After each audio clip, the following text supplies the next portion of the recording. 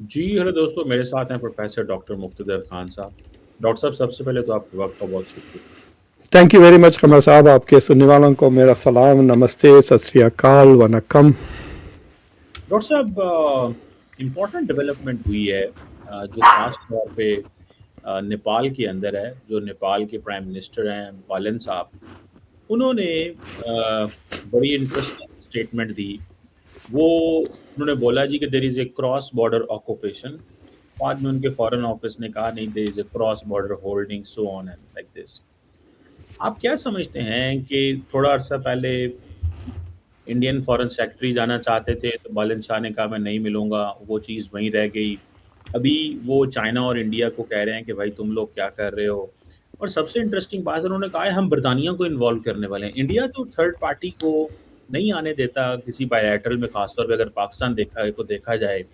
तो क्या आपको लगता है इंटरनेशनलाइज़ कर रहे हैं वो इश्यू को, या what do you make of that? आपके माइंडसेट में क्या चीज़ें हैं जब बालन शाह ये सारी बातें कर रहा है और जो सिचुएशन पैदा की है उन्होंने? कमर साहब लगता है कि पूरा साउथ एशिया आजकल टर्मोइल में है। अफगानिस्तान में कल वो डील बन गई मिलिट्री, अब नेपाल उचक रहा है। तो फर्स्ट ऑफ ऑल इंडिया के लिए it's a big problem because this can't be bilateral, because बरतानिया को अगर ना भी मिला है इट्स ट्राइलैटरल। क्योंकि ये शिकायत जो शाह ने की है, ये नेपाल के प्राइम मिनिस्टर ने, ये शिकायत सिर्फ इंडिया से नहीं है, इंडिया और चाइना दोनों से है। So what is basically happening के इंडिया का एक रिलीजियस इलाका है तिब्बत में, जो मानसरोवर कहते हैं, कैलाश वगैरह। तो वहाँ बहुत सारे हिंदू पिलग्रिम्स जाते हैं। तो ये जब इंडिया और चाइना के बीच में जो ताल्लुकात टेंशन बढ़ गए थे गलवान के बाद से, शायद ये पैसेज रुक गया था। तो अभी जो नॉर्मलाइजेशन की कोशिश की जा रही है, तो उन नॉर्मलाइजेशन की कोशिश में एक कहना चाहिए एक स्टेप फॉरवर्ड जो कॉन्फिडेंस बिल्डिंग मेजर है, उसमें ये हुआ कि मानसरोवर के लिए जो पैसेज था वो दोनों तरफ से खुल गया है। तो आप अब लोग जा सकते हैं मानसरोवर। तो अगर आप देखें यहाँ पर, आप माउंट कैलाश जो नज़र आ रहा है आपको, ये चाइना में है। तो अब ये मानसरोवर, ये माउंट कैलाश और ये लेक मानसरोवर वगैरह, they have to go through ये इलाका जो लीपू लेक पास जो दिख रहा है यहाँ पर, जहाँ मैं उंगली हिला रहा हूँ। तो ये काला पानी इलाका, तो यहाँ से जाएंगे जो भी जाएंगे पिलग्रिम्स। तो दिस इज़ एन इम्पॉर्टेंट वे। ये नारायण आश्रम से होते हुए दे विल गो देयर, और कोई दूसरा रास्ता है नहीं वहाँ जाने के लिए। तो दिस इज़ वेरी इंपॉर्टेंट। मैं सुना कि हज़ारों लोग जाते हैं यहाँ पर उनको रिलीजियस रीजंस के लिए। तो अब जब ये एग्रीमेंट हुआ इंडिया और चाइना के बीच में, तो नेपाल बीच में बोला कि भाई आप हमारी टेरिटरी से जा रहे हैं। तो अगर आप जो पहला वाला है, अगर वो स्लाइड दिखा दें तो मैं पब्लिक को बता देता हूँ कि ये क्या रहे हैं। तो अब इसमें देखिए आप, ये जो नेपाल है, ये जो उत्तराखंड का इलाका है, that is the area that covers. तो फिलवक्त ये सारा का सारा इलाका इंडिया और चाइना के पास है, नेपाल के पास कुछ भी नहीं है। ये सारा लिपू लेक ले लें, या काला पानी की नदी है, या काला पानी जो एरिया ये क्लेम करना चाह रहे हैं, all of that is under Uttarakhand के इलाके में है। It is under Indian administration, और था, पहले भी था, अभी भी है। लेकिन नेपाल कह रहा है कि ये हम इसको क्लेम कर रहे हैं। अगर आपको तीसरी स्लाइड बताए तो मैं सबको क्लैरिफाई हो जाएगा। ये हाँ, तो ये देखिए आप, ये काला पानी इलाका है और ये लिपू लेक है। तो ये जो इलाका है, this is what Nepal is claiming, और ये पूरा का पूरा इलाका इज़ अंडर इंडिया के एडमिनिस्ट्रेशन में, इंडियन टेरिटरी है। तो अब ये कह रहा है कि भाई यहाँ से भारतवासी इस इलाके में से अगर चाइना जाएंगे तो आप हमारे मुल्क में से जा रहे हैं, and we are objecting to it. और ये जो अग्रीमेंट है, जो इंडिया का बॉर्डर वाज डिसाइडेड इन 1816 की बात है। तो ये ब्रिटिश ईस्ट इंडिया कंपनी ने डिसाइड किया। सोचिए आप, 1816। तो ये जो नेपाल का बॉर्डर है, नेपाल और ब्रिटिश ईस्ट इंडिया कंपनी के बीच में जो अग्रीमेंट हुआ था, उसके बेसिस पर है। लेकिन दोनों पार्टीज उसी को बेसिस मानते हैं। It is very interesting. India भी वही मानता है, नेपाल भी वही मानता है, लेकिन इंडिया का इंटरप्रिटेशन है कि ये सारा ज़मीन हमारे इलाके में है, हमारे पास होनी चाहिए। और देखिए रियल एस्टेट में तो कहते हैं ना 90% ओनरशिप इज पोजेशन तो ये है इंडिया के पोजेशन में। तो नेपाल ऐसी सूरत में तो नहीं है कि वो जंग करके ले। What only Nepal can do is create diplomatic embarrassment India के लिए। और चाइना के लिए इट्स क्वाइट इंटरेस्टिंग, क्योंकि China is not that affected, क्योंकि चाइना के पास ये टेरिटरी नहीं है, ये इंडिया के पास टेरिटरी है। तो China is just going to stand there, enjoy करेगा वो। मुझे लगता है कि ये गड़बड़ नेपाल कर रहा है।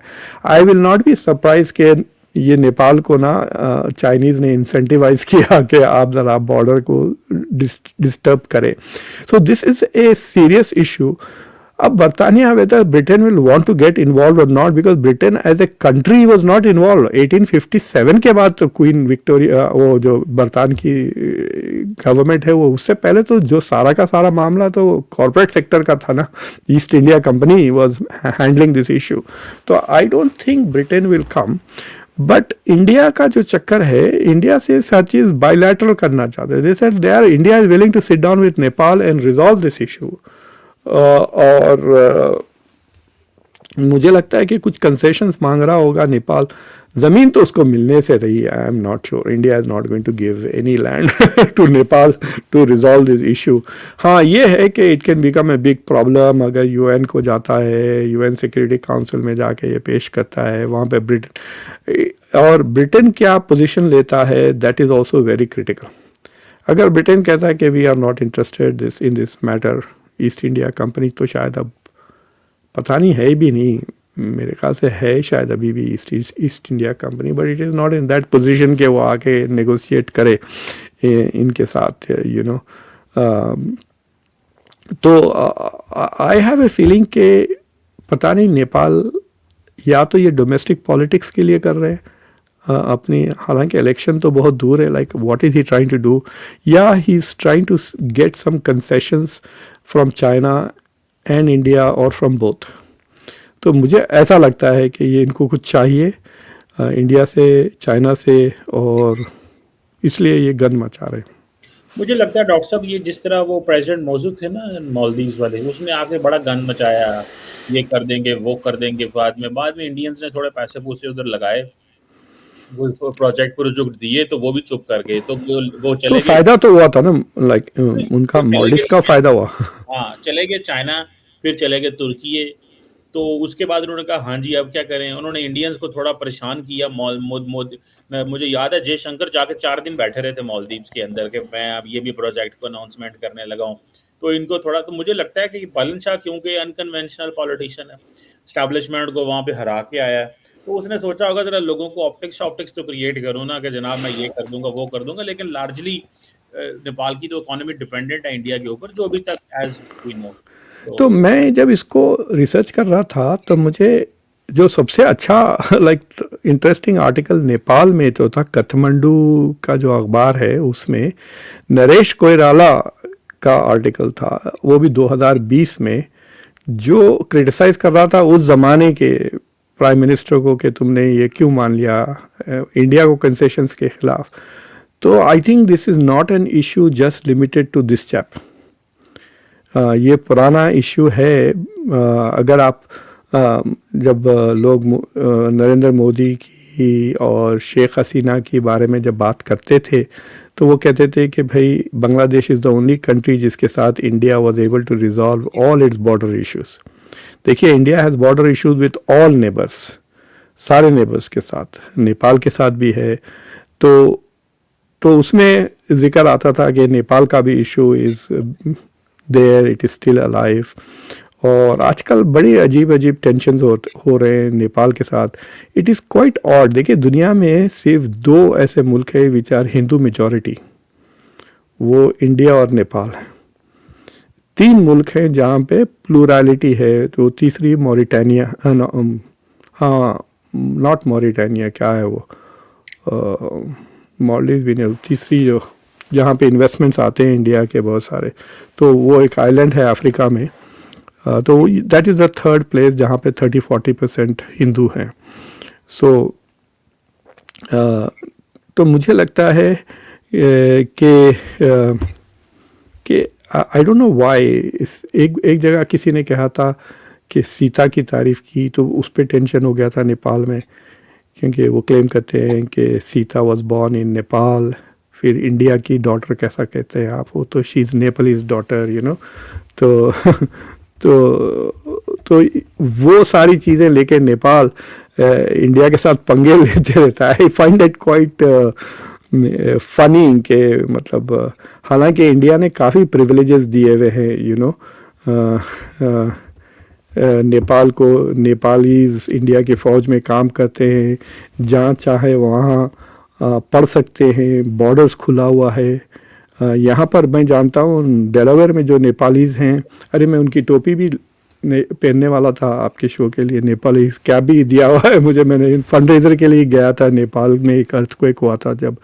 तो वो लोग बेंगलोर में, हैदराबाद में, मैं एक ऐसे नेपाली स्कॉलर से मिला हुआ हूँ जो हैदराबाद में मेरे स्कूल से, सेंट पॉल्स से पढ़ा हुआ है। ऐसे तुम हैदराबाद जाके पढ़े तो हाँ, इसे था बॉर्डर ओपन है। So India gives Nepal is a lot of privileges जो दूसरे मुल्क में नहीं मिलते। उसके बावजूद they seem to be fighting with India. तो आई फाइंड दैट थोड़ा ऑड। हाँ, वो जो तीसरी जगह मॉरिशस है जहाँ पे 40% प्लस मुस्लिम हिंदू डॉक्टर हैं। साहब, थोड़ी इंटरेस्टिंग बात और भी, ज़रा मैं शंग्रीला डायलॉग की तरफ जाना चाहता हूँ कि जी। इंडियंस कहते हैं कि हमारी जो ग्लोबल डिफेंस एक्सपोर्ट है वो 60% बढ़ गई है एक साल में, अब कुछ $4 अरब है। Why does India is more interested in global export, जबकि खुद वो इंपोर्ट कर रहे होते हैं? जब उन्होंने पाकिस्तान से लड़ना है तो इंपोर्ट करना है, जब चाइना से लड़ना है तो इंपोर्ट करना है। नो, इट्स लाइक दिस के वेपन्स एक्सपोर्ट्स करने से it works like a subsidy. तो लेट अस से कि भाई आपको 10,000 ब्रह्मोस चाहिए और वो उसकी कीमत 1,000 पड़ रही है, लेकिन अगर आपको 5,000 का ऑर्डर मिल जाता है बाहर से, तो आप 10,000 के बजाय 15,000 बनाएंगे और उसकी फिक्स्ड कॉस्ट तो कम हो जाएगी ना। तो 1,000 के बजाय आपको 800 में शायद पड़े, तो आपकी जो डिफेंस है वो सब्सिडाइज हो जाती है, specially if you not selling the same quality BrahMos. I am not sure कि India is going to export the same quality BrahMos. अभी जो वियतनाम के साथ डील हुई उसके बारे में बात कर रहे हैं, और इंडोनेशिया के साथ शायद फाइनलाइज हो जाएगी। प्लस जो दूसरे कंट्रीज़ है, कई ऐसे कंट्रीज़ है जिनको ज़रूरत है इन चीज़ों की फॉर देयर सिक्योरिटी के लिए, और फिर दे फाइंड के वही चीज़ अगर हम वैसी ही चीज़ अगर अमेरिका से लेते हैं तो एक तो महंगी बहुत, सर्विसिंग की कॉस्ट, अगर मेंटेनेंस कॉस्ट, फिर फंस जाते हैं। अमेरिका के साथ अब एक दो बार चीज़ें ले लेना तो उसके बाद वो आप चुंगल में फंस जाते हैं उनके। India is not like that. तो इंडिया इनको ब्रह्मोस बेच के खुश हो जाएगी। India also wants to look also कि भाई हम भी एक्सपोर्ट करते हैं, खाली इंपोर्ट नहीं करते हथियार। वो तड़प गए ना, वो तेजाज की जो डील अर्जेंटीना के साथ ख़राब हो गई थी। इट वॉज क्वाइट इंसल्टिंग कि अर्जेंटीना चोज टू पे more money for 40-year-old F-16 जिनकी 40 साल पुराने, नेदरलैंड्स बेसिकली जंग कर रहा था उनको, तो वो तेजस लेने के बजाय वो 40 साल पुराने F-16 खरीदा अर्जेंटीना ने नेदरलैंड से। तो जब that was the closest India came to exporting Tejas, और तो they want to look like a weapons producer. हालांकि अब India is the biggest weapons importer in the world. Saudi Arabia के साथ compete करते रहता है। Saudi economy is not doing that well now it is. तो वो शायद उनके, और वो डिवर्सिफाई भी हो रहे हैं। देखिए, अगर आप अमेरिका से नहीं लड़ रहे हैं तो उतने पैसों में आपको ज़्यादा चीज़ें मिलती हैं अगर आप फ्रांस से या दूसरे कंट्रीज से लें। So I think Saudi Arabia's import budget will go down compare to India. India is already the biggest. जो दूसरे मुल्क हैं वो खुद अपने हथियार बनाते हैं ना, अमेरिका और चाइना तो इम्पोर्ट नहीं करते हथियार।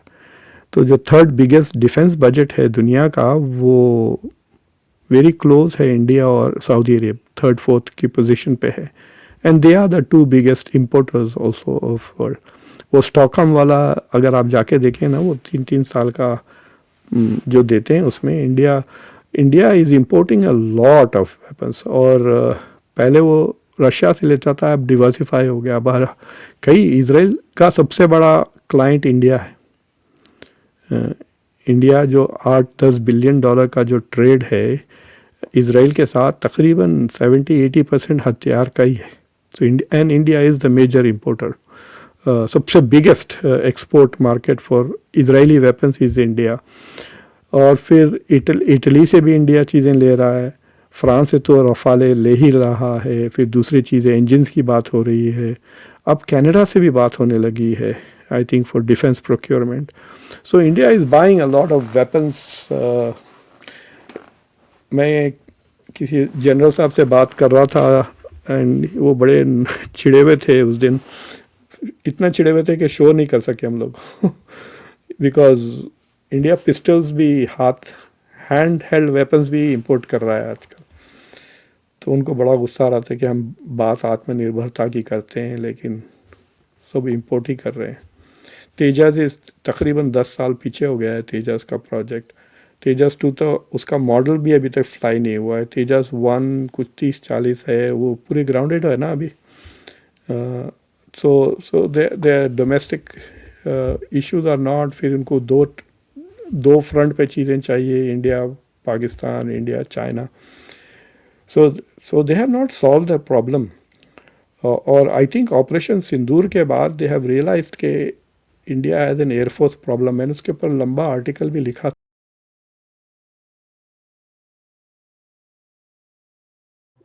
आई थिंक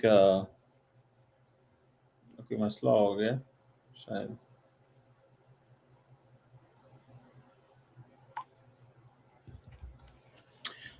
डॉक्टर साहब अभी ज्वाइन कर जाते हैं। आई थिंक कोई टेक्निकल इशू हो गया। जी सॉरी डॉक्टर साहब वो हाँ, हाँ। आपने मुझे एग्जिट करवा दिया, एजेक्ट करा दिया प्लेन में से वो पायलट है। वो मैं पिक्चर करना चाह रहा था और आप हो गए वो। हाँ, अच्छा।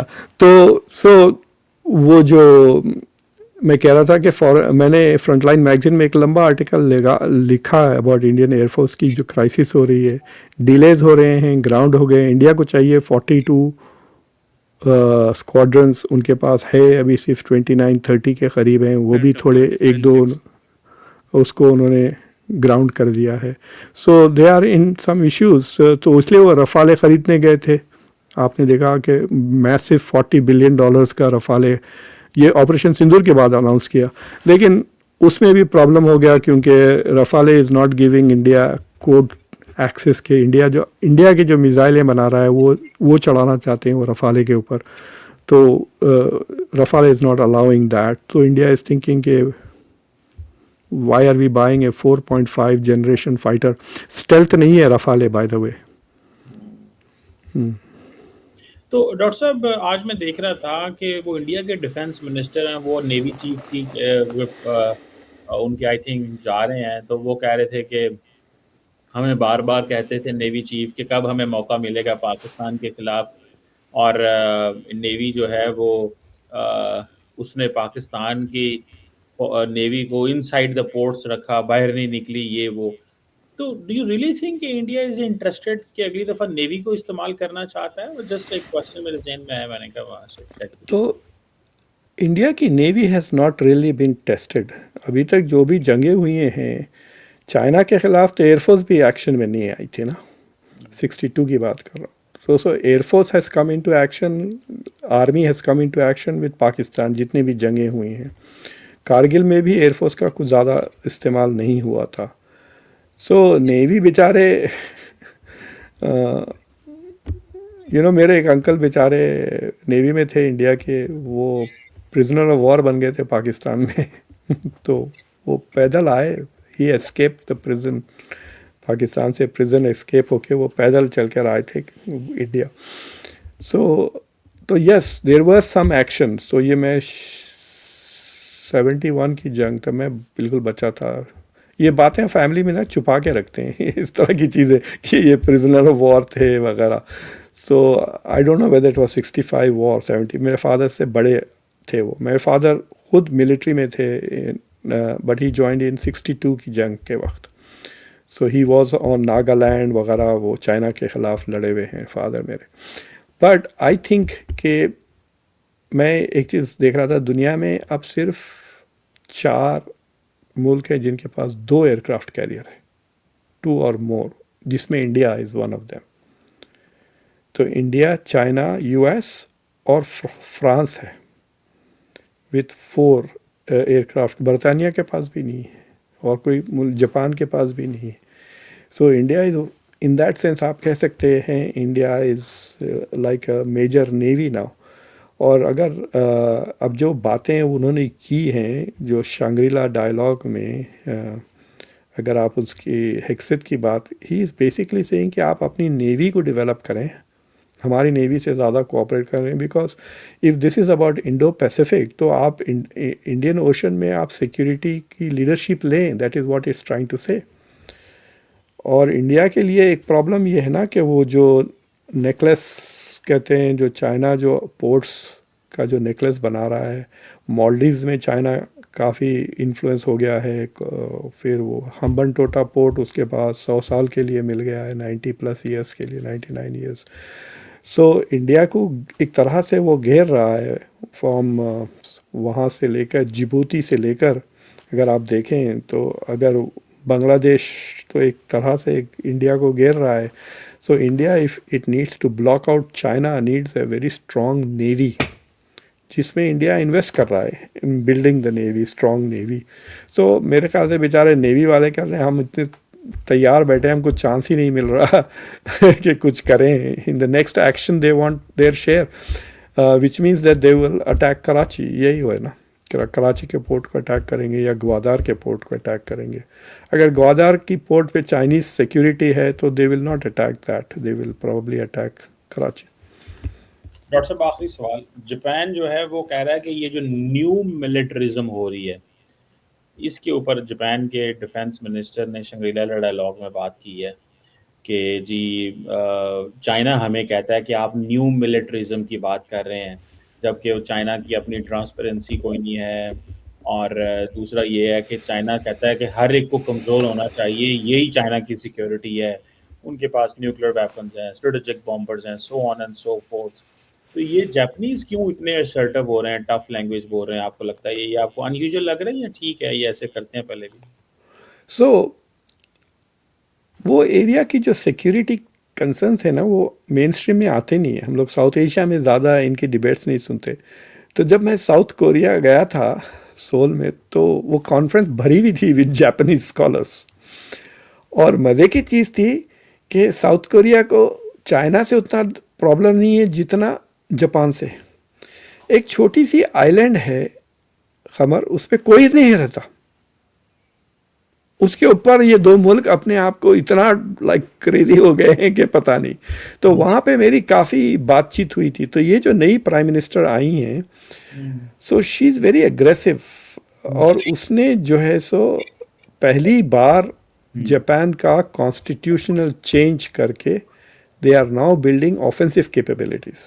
देखिए जापान के पास एयरक्राफ्ट कैरियर क्यों नहीं है, बिकॉज ऑल देयर, अभी तक उनकी जो कॉन्स्टिट्यूशन थी उनको सिर्फ डिफेंसिव कैपेबिलिटीज की इजाज़त थी। कॉन्स्टिट्यूशन का विच हाँ, से हाँ, तो अब वो ऑफेंसिव कैपेबिलिटीज बढ़ रही हैं। तो they are thinking of having a strike fighter, वो टाइफून्स खरीदना चाह रहे हैं, वो खुद अपना बनाना चाह रहे हैं। And then they are, I think, also thinking of building aircraft carriers, वो खुद बना सकते हैं बहुत आसानी से shipyards. So Japan is trying to build offensive capabilities, जिससे चाइना परेशान है एक। और दूसरी चीज़ ये है कि डोनाल्ड ट्रंप की वजह से सारे मुल्क और इनसिक्योर हो गए हैं अबाउट द यूएस। यस, सारे कह रहे हैं अपनी अपनी सिक्योरिटी का बंदोबस्त कर। और ये पीट हेक्सेट की जो स्पीच थी, वो स्पीच सुने बाद, you should be a fool to trust America will protect you. बिल्कुल पीट हेक्सेट ने कह दिया भाई जंगल है, जंगल में आप अपना संभालिए, I may or may not help you, ये पोजीशन है, हो गई है। सो जापान इज थिंकिंग कि we can be a super power, we are the 4th biggest economy या 3rd दुनिया की वो 4थी बड़ी इकोनॉमी है, वी कैन बी, हमारे पास मतलब कल्चर भी है ना उनका, मिलिटरिज्म का वगैरह। सो मेरे साथ मैं थोड़े चाइनीज़ टॉप जियोपॉलिटिशियन से मिला चाइना में। तो जब मैं इंडिया की बात कर रहा था, तो India as a rising power, वो ज़्यादा इम्प्रेस नहीं थे। but they were very worried about Japan. Hmm. They said Japan has great potential to become a major power very quickly. Hmm. तो वो मुझे क्लियरली लगता कि China sees Japan as a bigger threat और they are very worried about it कि ये Japan की जो अब आज़ाद हो गया ना in terms of building weapons capabilities, technologically भी compete कर सकता है वो चाइना से, and so the Chinese are very worried about Japan. तो उसके वजह उसकी जवाब में ये डिफेंस मिनिस्टर ने कहा कि जो न्यू मिलिटरिज्म हम कह रहे हो तो वो it is a response to your militarism, यही कह रहा है. अगर आप ठंडे हो जाओ तो हम भी ठंडे हो जाएंगे.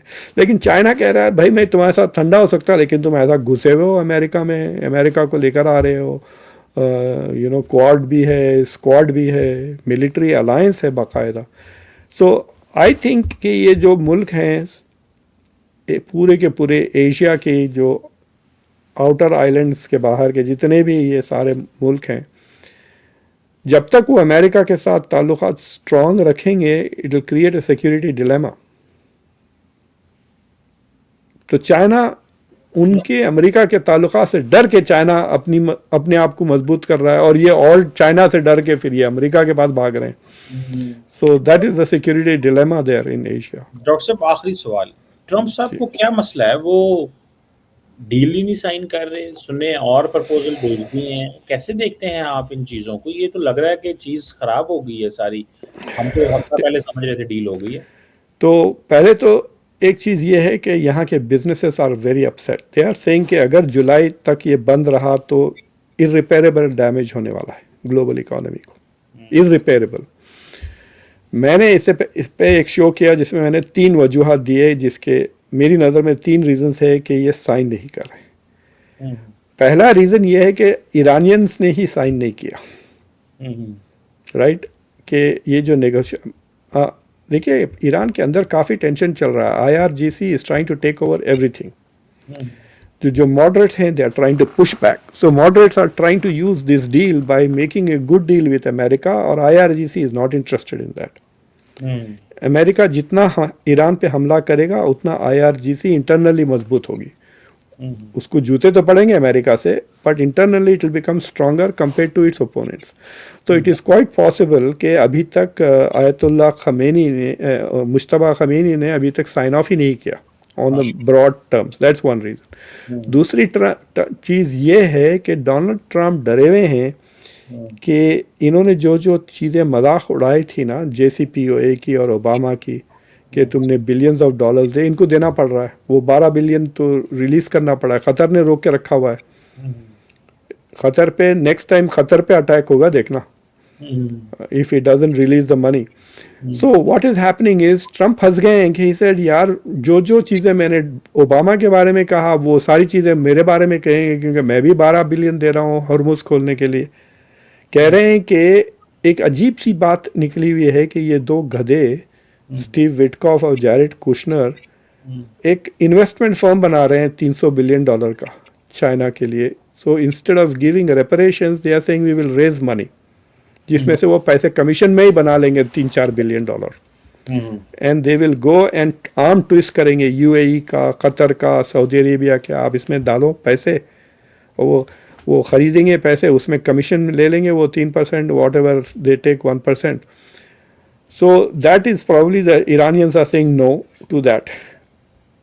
तो एक वो टेंशन चल रहा है ट्रम्प की दिमाग में कि मैं पैसे दिए बगैर कैसा खोलूँ हॉर्मुज़, वो नहीं हो. तीसरी चीज़ ये है कि उसको ओके नहीं मिल रहा इसराइल से. नेतन्याहू इज सेइंग कि ये क्या बकवास है, लाइक जितने भी प्रो इजरायली वॉइसेस हैं अमेरिका में ये सारे के सारे करंट डील के खिलाफ हैं. So he is got stuck के मतलब डोनाल्ड ट्रम्प के लिमिट्स ऑफ स्ट्रेटेजिक ऑटोनॉमी आपको समझ में आ रही है यहाँ पर कि he is not fully free to make this deal.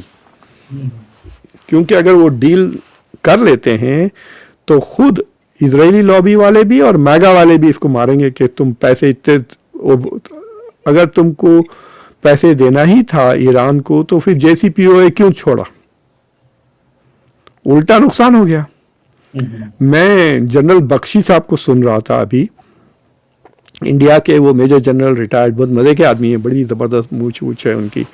उनसे मैं कभी कभी बात भी करता हूँ। तो जनरल बख्शी साहब फ़ोन पे वो कह रहे थे कि मतलब ही थिंक्स कि यूएस हार गई है जंग बुरी तरह। ही से ये जो गए थे बीजिंग में, ये फातेह बन के जाना चाह रहे थे, लेकिन ये बीगी बिजली बन के गए हैं बीजिंग को डोनाल्ड ट्रंप, और वहाँ अंदाज़ा चल गया उसको। देखिए, ट्रंप को आदत नहीं है कि लोग क्रिटिसाइज उसको कैसा करते हैं। मैंने अमेरिका के 3 प्रेसिडेंट से मुलाकात की। एक बार बुश के साथ उसने मुझे एक तोहफा भी दिया, और क्लिंटन के साथ 2 बार, और दोनों बार I had no problem disagreeing with him on his face. वो मुझसे चिढ़ा नहीं, उससे मैंने उल्टा बहस की उसने। ठीक है, ट्रंप के साथ ऐसा नहीं होता। यू कैन डिसएग्री विथ, अगर आप जेडी वैंस भी है तो आप उसके साथ डिसएग्री नहीं कर सकते, उसकी चमचेगिरी करना पड़ता पहले 10 मिनट टू जरा भी इधर उधर हटने के लिए, राइट।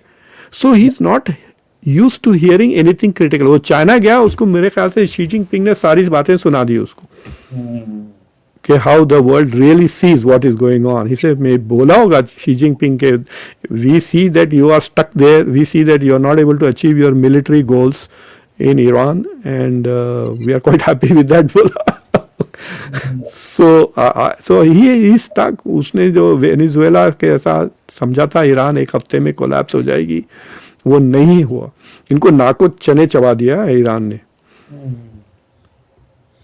लेट्स सी, आपकी बात सही है डॉक्टर साहब कि ये ईरान भी मेरे ख्याल है साइन नहीं कर रहा, और उसको भी आज़ादी नहीं मिल रही कि वो डील करे, और ट्रंप को पैसे भी देने पड़ रहे हैं, तो मुश्किल होती जा रही है उनके लिए। लेट्स सी, क्या देखते हैं। Thank you very much professor doctor Mukhtar Khan. ठीक है।